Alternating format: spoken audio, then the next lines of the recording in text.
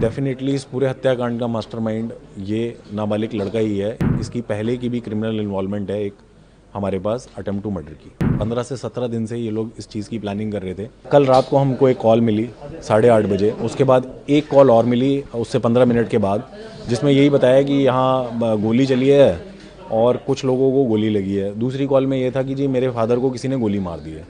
हमने अपने लोग जब वहाँ पर जो हमारी टीम वहाँ पर गई, जांच में ये पता चला कि 3 लोगों को गोली लगी है, आकाश, ऋषभ और कृष।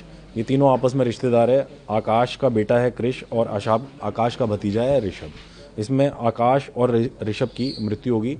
इसमें एक व्यक्ति को अभी हमने अप्रीहेंड किया है यहाँ पे, वो जुवेनाइल है। तो अभी इतना ही मामला है, उसके आगे की जांच चल रही है। सर, ये जो जुवेनाइल है ये आकाश और इनकी फैमिली का क्या लगता है और इसने क्या बताया, आखिर क्यों जो है हत्याकांड को अंजाम दिया? ये इनकी ऐसी डायरेक्ट कोई रिश्तेदारी नहीं है। इसमें जो लड़का है जुवेनाइल, इनकी दूर की रिश्तेदारी में है और ये खुद इनको चाचा चाचा बोलता था। हालांकि इनकी बातचीत सब बंद थी, ये मिलते भी नहीं थे आपस में। तो क्या इसका पैसे का लेन देन था आकाश के साथ?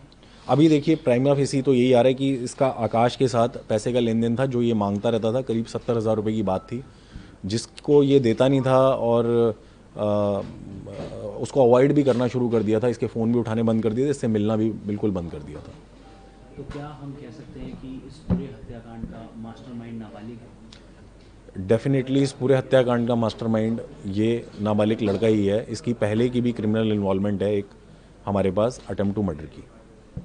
तो सर, इसके अलावा क्या जब सबसे पहले तो सवाल यही बनता है सर, कितने टाइम से प्लानिंग कर रहा था और क्या आकाश को ही मारने आया था या फिर बाकी लोगों को भी मारने आया था, इस पर आप? ये इनकी प्लानिंग, जैसा हमें पता चला है, 15 से 17 दिन से ये लोग इस चीज़ की प्लानिंग कर रहे थे और ये इनका टारगेट केवल आकाश था।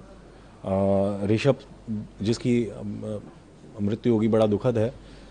उसने जब देखा कि उसके चाचा के ऊपर इस तरीके से हमला हुआ या हमला करके कोई भाग रहा, तो वो पीछे भागा हमलावर के। तब उस दौरान उसके भी एक गोली लगी।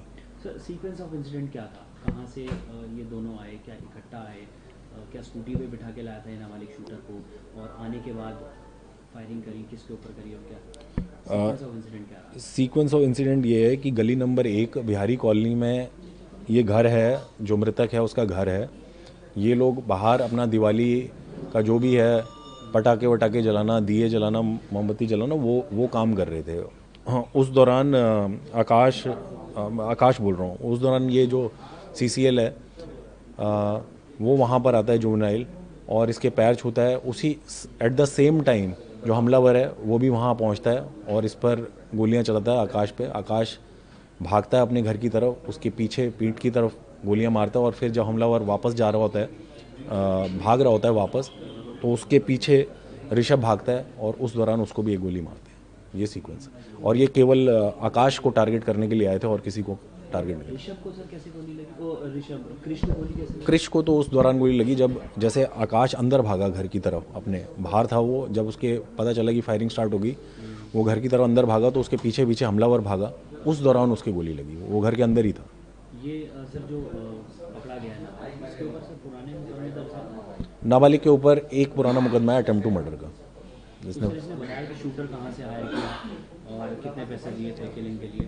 वो सारी अभी जांच का विषय है, क्योंकि हम एक ही वर्जन के ऊपर डिपेंडेंट नहीं रह सकते। बट हाँ, हमारे पास कुछ नाम आ गए हैं, हम उसकी जांच कर रहे हैं कि भाई जो कहानी ये जुवेनाइल हमको बता रहे हैं वो कहानी कितनी सही है कितनी झूठ है। एक बार वो पुख्ता हो जाएगी फिर आपके साथ साझा करेंगे। इसके नाबालिग के पिता का भी कुछ दुश्मनी है इनके, आकाश और इनके फैमिली के साथ, क्योंकि ये लोग बता रहे हैं कि पहले भी फायरिंग हो चुकी है उनके। प्रिलिमिनरी जांच में हमारे सामने ये आ रहा है कि इसकी, आकाश की, और ये जो जुवेनाइल है इसका फादर है जुवेनाइल का विराट, तो इनकी आपस में बहस हुई थी।